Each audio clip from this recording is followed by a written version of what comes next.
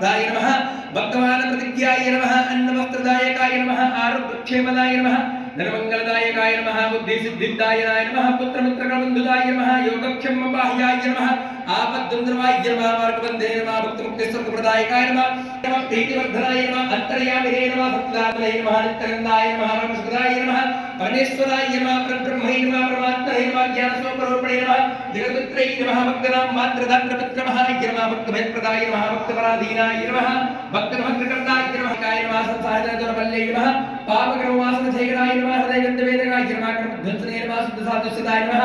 गुणातीत गुणात्मने नमः अनन्तकल्याण गुणाय नमः अमितपराक्रमे नमः जयने नमः दुर्गाकीशभ्याय नमः पराजिताय नमः देवसे विद्याकरे नमः सत्यहृदाय नमः सर्वशक्तिमूर्तये नमः स्वरूपसुन्दराय नमः सुरोचनाय नमः बहुरूपविश्वमूर्तये नमः आरुप्यक्ताय नमः नित्याय नमः सूक्ष्माय नमः सुमन्त्रेणाय नमः मनोभागातीताय नमः परिमूर्तये नमः सुमन्तुर्लभाय नमः सहासहाय नमः अनादीनवन्तवे नमः